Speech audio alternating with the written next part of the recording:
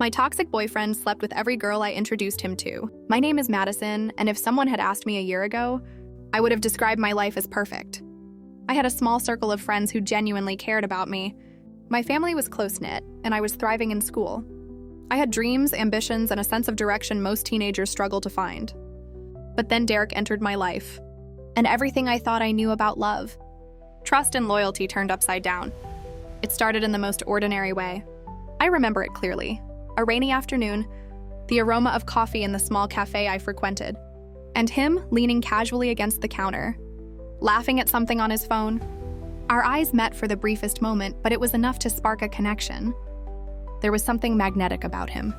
His charm wasn't just in his smile.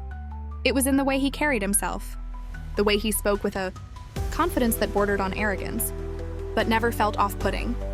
We started talking, and the conversations flowed naturally. He asked questions that made me think, laugh, and feel understood.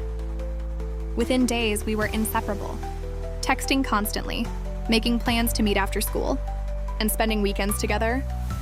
Friends would joke that we were two peas in a pod, and for a while, I genuinely believed it.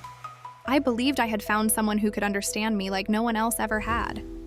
For weeks, everything felt like a dream.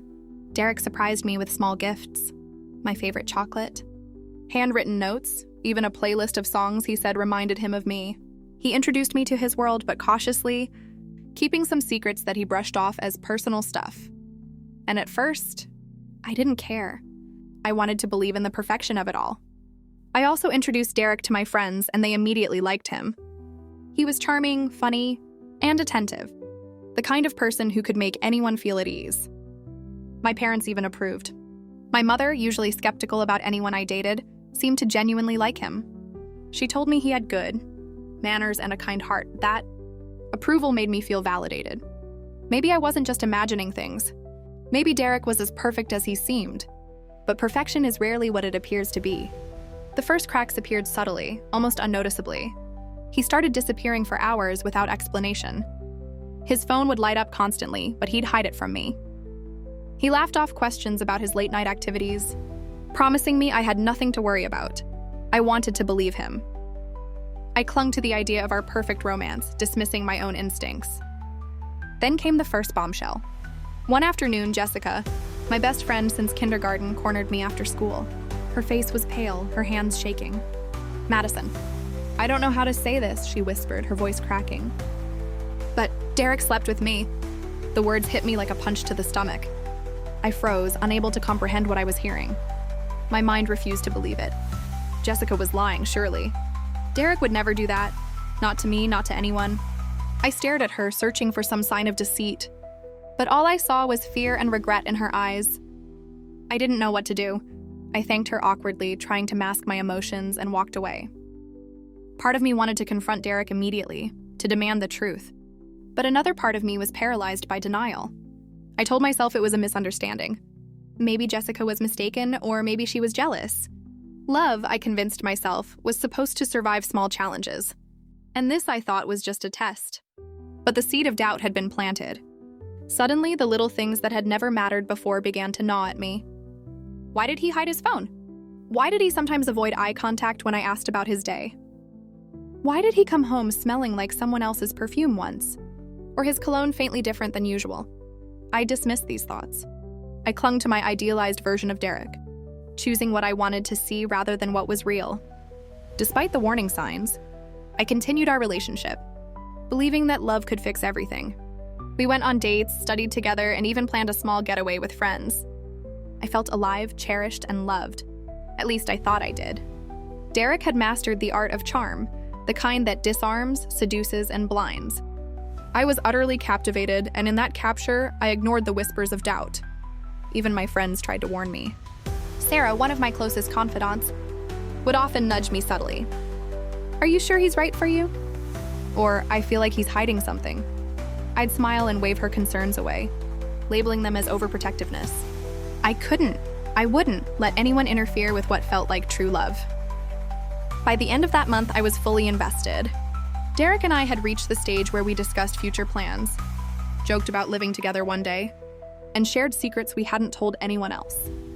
It felt intimate, sacred, and unshakable. And yet, Lurking beneath that illusion, something dangerous was brewing. What I didn't know then was that this was just the calm before the storm. Derek's charm, the thing that had drawn me in, was also the tool he used to manipulate everyone around him.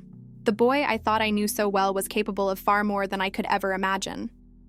And when the truth began to unravel, it would shake my world to its core, testing my friendships, my family ties, and even my sense of self. But for now, I was blind to it all, living in a perfect bubble of love and trust, unaware that the very person I adored was capable of betraying me in ways I would never have seen coming. After Jessica's revelation, I thought the worst had passed. I told myself I was overreacting, that maybe Derek's supposed betrayal was a one-time mistake, something I could forgive if I tried hard enough. I convinced myself that love wasn't supposed to be perfect, that everyone stumbled at some point, and that this was simply a challenge our relationship could overcome. But deep down, an unease had settled in my chest, a small, persistent voice that whispered I wasn't seeing the whole picture. It didn't take long for that unease to transform into undeniable reality. Within weeks, subtle cracks began appearing in Derek's facade. He became increasingly secretive with his phone, laughing off my questions about late-night texts or disappearing for hours without explanation. When I pressed, he would get defensive. His voice sharp and his charm would vanish, replaced with irritation. Yet the moments of tenderness and affection, which had initially drawn me in, would follow like a trap, making me doubt my own instincts. One evening, it all came to a head. We were supposed to have a quiet night together at my place. I had cooked his favorite dinner, lit candles, and set the table with care, hoping for a night of calm and closeness. But Derek arrived late, agitated, and with a faint smell of perfume on his jacket that wasn't mine. "Where have you been?" I asked, trying to keep my voice calm. He smirked, brushing off the question. "Just out with some friends. Nothing to worry about." But the nothing in his tone screamed otherwise. I felt my stomach twist with suspicion. I didn't want to see it, but the evidence was all around me. My heart wanted to believe him, yet every instinct told me otherwise. And then came the undeniable proof. A message notification popped up on his phone while he thought I wasn't looking. I caught just a glimpse of the name before he grabbed his phone back. Jessica. My mind froze. It wasn't just a random contact. It was the girl who had confessed what he had done before. Panic surged through me, a mixture of anger, hurt, and betrayal. I tried to confront him carefully, choosing my words as if they were delicate glass. "Are you talking to her?" I asked, my voice trembling. Derek's expression shifted, rapidly, from surprise to annoyance to a calculated calm. "Madison, seriously? Can't you trust me at all?"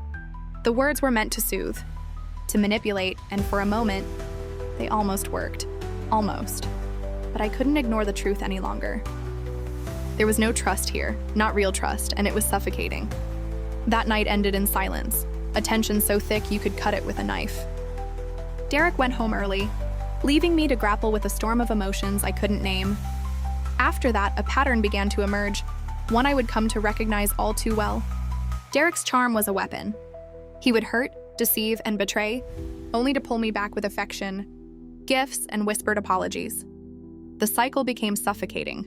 Trust, betrayal, manipulation, remorse, and back to trust again. Every time I tried to step away, the charm worked its magic, luring me back into his orbit. My friends noticed the change in me. Sarah, in particular, grew concerned. "Madison, you can't keep forgiving him," she said one afternoon, her tone firm yet caring. "You're letting him walk all over you." "I know, Sarah, I know," I replied, forcing a smile. "But he's different when it's just us. You don't see the side of him that I do. He's not all bad."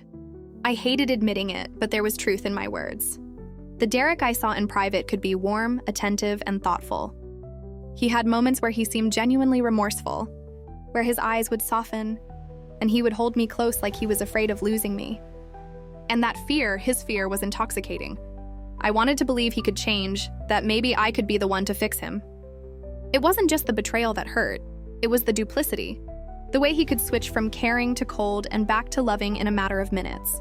It was maddening, exhausting, and confusing. I started questioning my own judgment, my ability to read people, my self-worth. Friends' warnings felt like echoes in a distant room. Family advice seemed like distant static. I was caught in a whirlwind I couldn't escape, tethered to a man who was both a lover and a liar. One day, I discovered something even more disturbing. Derek had started dating another girl behind my back, and elaborate web of lies he carefully constructed to cover every trace of his deception. I found out accidentally, scrolling through his social media when he left his phone unattended. Pictures, comments, and messages painted a vivid picture of a man who is capable of betraying the people who trusted him most. Anger surged through me, hot and blinding. I confronted him immediately, voice shaking with fury and hurt. "How could you do this? How could you lie to me like this?" Derek didn't flinch. He simply smiled, a slow, calculated smile that sent chills down my spine. "Madison, you're overreacting. It's not like it matters. You know I care about you?" Those words, meant to soothe, felt like poison. I realized then that Derek wasn't just charming. He was manipulative, skilled at twisting reality to suit his needs. He could make me feel guilty for being hurt, for doubting him, for wanting honesty. It was a kind of psychological warfare that left me drained and questioning my own sanity. Despite all this, part of me still clung to the idea of love. I told myself, if I just try harder, if I just love him enough, maybe he'll change. But deep down, I knew that love wasn't supposed to hurt this way, wasn't supposed to make you question your own worth. I was trapped in a cycle, addicted to the highs of his affection and numbed by the lows of betrayal. The realization hit me slowly, painfully. Derek wasn't just a boyfriend. He was a master manipulator, a predator disguised as a lover, and I was his next target. And as much as I wanted to deny it, the pattern was only getting worse. The betrayal, the deception, the lies, they weren't isolated incidents. They were the blueprint of a dangerous game I hadn't agreed to play. And I was still playing, every time with no clear way out. The days after my discovery of Derek's double life were some of the darkest I'd ever experienced. Sleep became a stranger. My nights were haunted by endless replaying of every conversation, every stolen glance, every whispered promise that now felt like a lie. I found myself questioning everything, not just my relationship with him, but my own judgment, my worth, and whether I deserved to be treated this way. At first, I tried to confront Derek again, desperate for clarity, for some shred of honesty. I asked him point blank, "Are you seeing someone else? How many lies have you told me?" His response was disturbingly calm, almost rehearsed. "Madison, why are you always assuming the worst? Can't you just trust me for once?" That question haunted me. It wasn't trust he wanted, it was control. He knew the effect of guilt, doubt, and self-blame on me, and he wielded it like a weapon. Every confrontation became a test of endurance. How long could I endure his manipulations before my own resolve crumbled? And every time I faltered, he gained more power over me. The consequences of his actions weren't limited to my personal anguish. They started affecting my relationships with my friends and family. Sarah, who had been my rock, noticed the shift immediately. "You're not the same," she said one afternoon, pulling me aside after school. "You're constantly anxious, jumpy, and Derek's always around in your thoughts." I know, I admitted, my voice barely above a whisper. "But I can't just leave him. He's so different when it's just us. I feel needed, loved, even if it's fleeting." Sarah shook her head. "No, Madison, you're not seeing it clearly. He's not giving you love. He's giving you control, manipulation, and pain. That's not love. That's a trap." Her words were like a hammer hitting against a fragile glass shield I had built around my heart.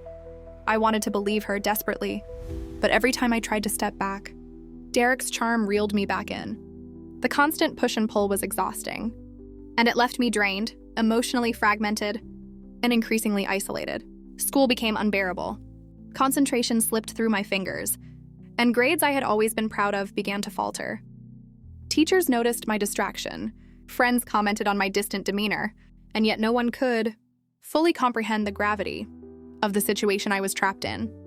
I was living a double life, one in which I appeared functional, happy and normal, and another darker life, consumed by Derek's deception and manipulation. And then came the public humiliation, a moment that would shake my life to its core. I discovered almost by accident that Derek had been boasting about our relationship to his friends, presenting it as some kind of conquest rather than a mutual bond. I stumbled across messages that made my stomach churn, laughing emojis paired with crude commentary about my appearance, my emotions, and my trust in him. The realization hit me like a punch to the chest. The person I had loved, who I had allowed into my heart, had been using me for his amusement, his ego, and perhaps even for social validation. I confronted him again, this time with every piece of evidence I could gather.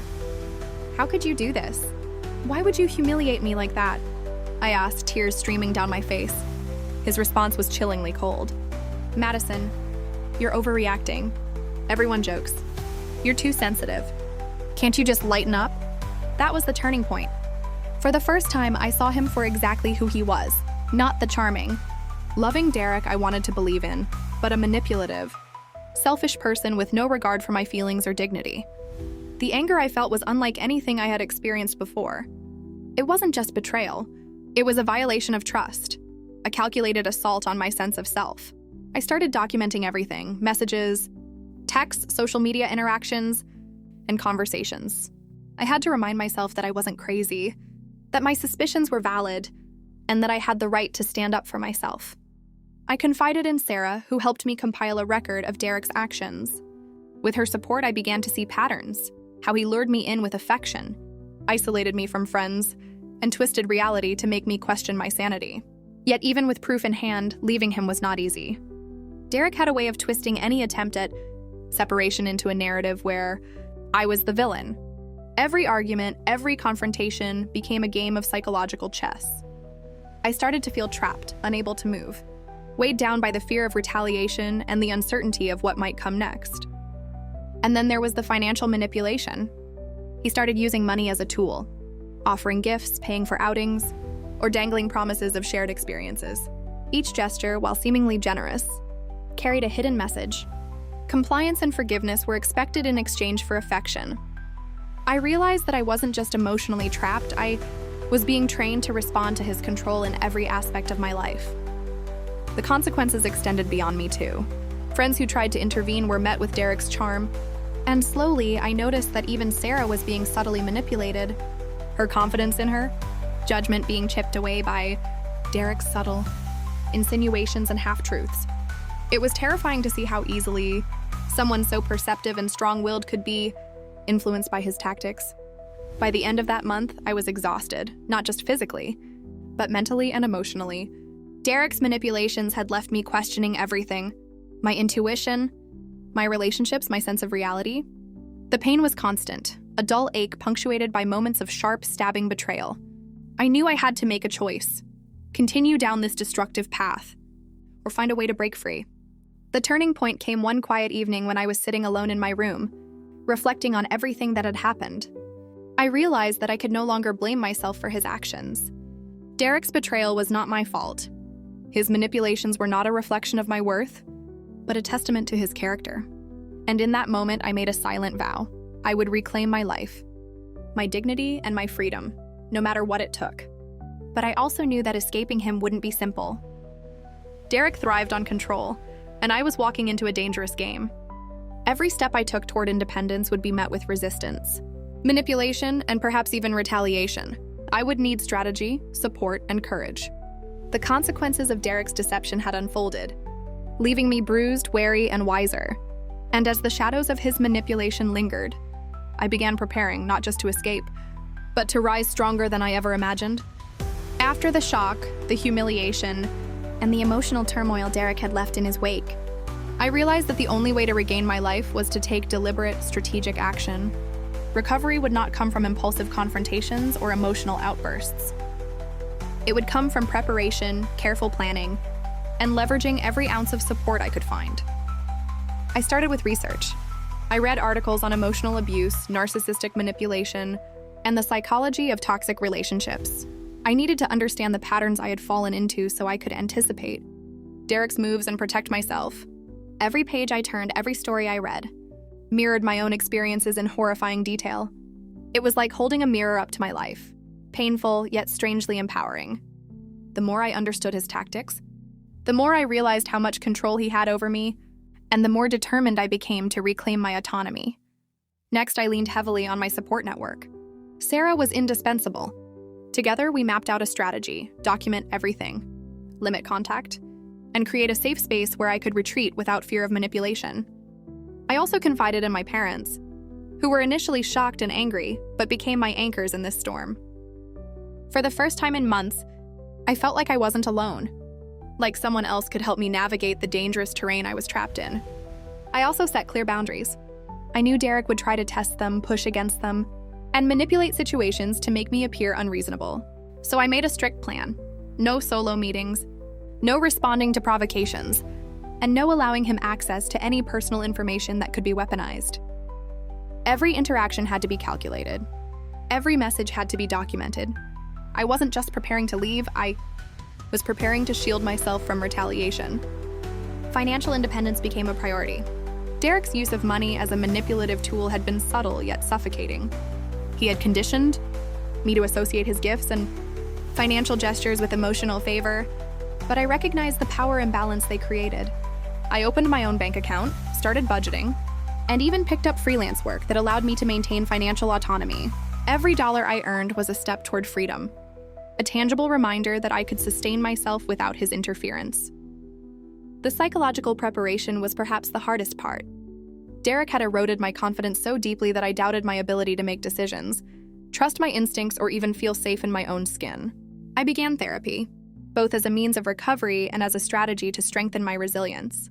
My therapist helped me identify cognitive patterns I had absorbed from Derek's manipulation, and together, we developed techniques to reinforce my sense of self-worth and agency. I learned to recognize gaslighting, control tactics, and emotional coercion before they could take root again. I also anticipated potential backlash. Derek had thrived on control and humiliation, and leaving him would not be met quietly. I considered scenarios. What if he tried to slander me, sabotage my friendships, or even confront me in public? I developed contingency plans for each situation, scripts for confrontation, emergency contacts, and safe spaces where I could go if I felt threatened. This preparation gave me a strange sense of power. I wasn't just a victim. I was strategizing, predicting, and taking proactive measures. The digital aspect of my plan was crucial. I changed passwords, secured social media accounts, and created secondary channels for communication with my closest friends. Derek had previously used these platforms to monitor and manipulate, and I knew leaving them unsecured would be a mistake. By controlling my digital footprint, I reduced his ability to influence, spy, or intimidate me. One evening, Sarah and I had a long brainstorming session. We role-played potential confrontations, rehearsed what I would say, and practiced staying calm under pressure. "You're stronger than you realize," Sarah said, her eyes unwavering. "Derek's tactics only work if you let them. And right now, you're taking back control." Her words, though simple, carried a weight that resonated deep inside me. Finally, I set a timeline. The plan wasn't to rush into a dramatic confrontation, but to stage a controlled, safe exit. I designated a week when Derek would be preoccupied, gathered all necessary evidence of his manipulation, and created a support network ready to step in if things escalated. It was methodical, strategic, and above all, focused on my safety and autonomy. As the day of execution approached, I felt a mix of fear and determination. Fear, because Derek's unpredictability was always a threat. Determination, because I had built an arsenal of knowledge, resources, and support that I hadn't possessed before. I wasn't acting out of emotion. I was acting out of necessity, strength, and the unwavering desire to reclaim my life. On the night before I enacted my plan, I sat alone in my room reflecting on how far I had come. From the first naive days of trust to the painful realizations of betrayal, and now to this moment of preparation and empowerment. My journey had been tumultuous, painful, and enlightening. I realized that Derek's actions, while devastating, had forced me to grow, to assert boundaries, and to recognize my own resilience. I also understood that freedom wasn't just about leaving him, it was about reclaiming my mind, my time, my relationships, and my dignity. Every careful step I had planned was a declaration. I would no longer be manipulated, silenced, or humiliated. I would no longer let anyone define my worth. As I went to bed that night, a sense of calm settled over me. The storm wasn't over. Derek's manipulations were still a threat, but for the first time, I felt like I had a strategy, a plan, and the strength to see it through. The next day, I would take the first decisive step toward freedom, knowing that the road ahead would be challenging, but also knowing that I was no longer powerless. Then came the inevitable manipulation attempt. "You don't really mean that," he said, his tone shifting from amused to coaxing. "I've done so much for you. You're overreacting." I had anticipated this. "Derek," I replied, unwavering, The help you offered was conditional, meant to control me. It wasn't genuine. I appreciate that you've contributed in some ways, but that does not erase the pattern of abuse. I'm no longer allowing that to affect me." He leaned back, clearly frustrated by my refusal to engage emotionally. "You're being dramatic. No one else will ever treat you like I have." I allowed myself a small, confident smile. "That's exactly the point. I don't need anyone to treat me badly under the guise of care. I've learned to recognize genuine respect and support. I'm walking away because I value myself." The conversation, though tense, was now a controlled exposition. Derek tried to assert dominance, to guilt, to charm, but every tactic bounced off the shield. I had built over weeks of preparation. I was no longer vulnerable to his manipulations. After nearly an hour, he realized the confrontation was no longer in his favor. He attempted one last gambit, the kind of final gaslight he often relied upon. "You're going to regret this. You'll see I was the best you ever had." I nodded, calm but resolute. "Perhaps, but I've spent too long under your influence. Regret isn't mine to feel. This is my life, my choice, and my boundary. Goodbye, Derek." I left the meeting with Sarah waiting outside. The moment I stepped away from him, a strange mixture of relief and empowerment washed over me. For the first time in months, I felt the weight of his control lift. I hadn't screamed, cried, or begged, yet I had taken the most powerful action possible. I had reclaimed my voice and my autonomy. In the days that followed, Derek attempted minor manipulations, texts, emails, and even calls, but I remained steadfast. I blocked all direct lines of communication and allowed only necessary correspondence through documented channels. Every attempt he made was met with silence or clear, unwavering boundaries. Each interaction reinforced the lesson I had learned. His power over me was gone. Through this process, I discovered an inner resilience I had not known existed. The confrontation wasn't just about ending a toxic relationship, it was about proving to myself that I was capable of asserting my rights, protecting my boundaries, and facing fear without surrendering to it. As the dust settled, I began rebuilding my life. I reconnected with friends I had distanced myself from, pursued hobbies I had abandoned, and focused on my own personal growth. The trauma Derek inflicted remained a part of my history, but it no longer dictated my present or future. I had transformed fear into strategy, manipulation into clarity, and pain into empowerment. By the end of that month, I felt a sense of liberation that was almost surreal. Derek was no longer a looming presence in my life, and I had reclaimed the space he had once occupied. This confrontation, carefully planned and executed, was more than a single event. It was the culmination of weeks of preparation, self-discovery, and courage. I realized that true freedom isn't about retaliation. It's about asserting your boundaries, protecting your peace, and refusing to be defined by someone else's toxicity. For the first time in what felt like an eternity, I could breathe without fear. And that, I understood, was worth every moment of fear, preparation, and strategic planning that had led me to this confrontation. By the time Friday night rolled around, I was exhausted, not physically, but mentally. Weeks of stress, sleepless nights, and constant second-guessing had left me raw. But beneath the exhaustion, a steely determination had taken root. I wasn't the same person who had timidly tolerated Derek's manipulations and lies. I knew this night would decide everything. I waited until I was sure he'd be home, then called him. His voice on the other end was casual, almost mocking, as if he had no idea what was coming. I invited him over, not because I wanted to see him, but because I needed to see this through to the end. When he arrived, his usual smug grin didn't quite reach his eyes. There was a flicker of unease that I hadn't seen before. I motioned him into the living room and closed the door behind him, a silent barrier to the world outside. "Sit down," I said, my voice calm, even though my heart pounded in my chest. He hesitated, then slumped into the couch, crossing his arms like a shield. "What's this about?" he asked, the casual tone now forced, brittle. I took a deep breath and laid out everything, the cheating, the lies, the emotional manipulation, the way he had tried to control me through guilt and money. I had documented evidence on my phone, screenshots, messages, even voice recordings. I didn't need to shout. The truth carried its own weight. At first, Derek tried to laugh it off, his easy confidence slipping. "Come on," he said, waving a hand. "You're overreacting." "You know, I didn't mean—" "I'm not overreacting," I interrupted, holding up my phone. "Look at this. Every text, every excuse, every attempt to gaslight me. You wanted to control me, humiliate me, and even bribe me. Do you have any idea how far I had to go just to survive this? His face went pale when he realized the seriousness in my eyes. For the first time, he wasn't in control. I could see the fear beneath the arrogance. The fear that his carefully constructed image was cracking. You think this changes anything? He asked, his voice tight. I can make people believe whatever I want. I shook my head. Not anymore. Not me, not my friends, not my family. I have the proof. I have the control now because I choose what I do next. For a long moment, we just stared at each other. The tension in the room was suffocating. Then slowly, I felt something shift inside me. It wasn't about revenge. It wasn't about making him suffer. It was about reclaiming my life.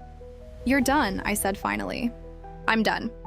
I don't need you, your lies, or your manipulation. This ends tonight. He tried to argue, to bargain, to threaten, but I didn't let him.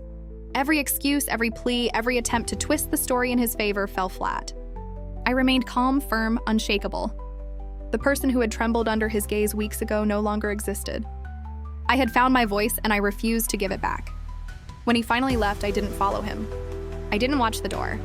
I simply closed it and leaned against it, letting the silence fill the space he had once dominated. I felt a strange mixture of relief, sadness, and pride. Relief that it was over. Sadness for the time and energy I had lost. Pride that I had endured and emerged stronger. The next few days were difficult but freeing. I had to deal with the emotional fallout, the messages he sent trying to worm his way back into my life, the occasional pang of doubt.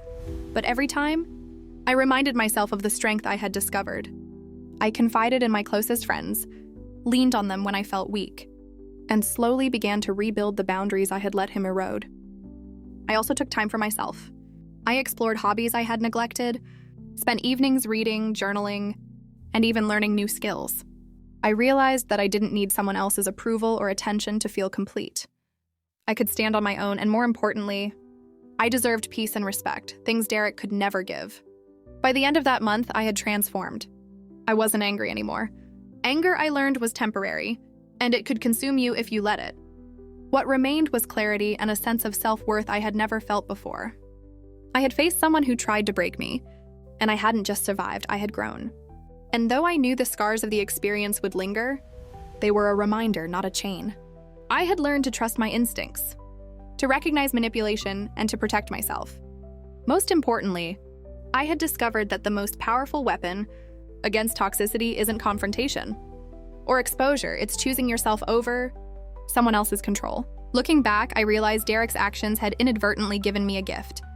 He had forced me to see my own strength, my resilience, and my ability to reclaim my life no matter what. I had stepped out of the shadow he cast and into my own light. I closed my journal that evening and smiled, a small but genuine smile. The past was behind me, and though it had been painful, it had led me to a truth I might never have discovered otherwise, that no one has the right to define your worth, and no one can take away your power unless you let them. And in that moment, I finally felt free.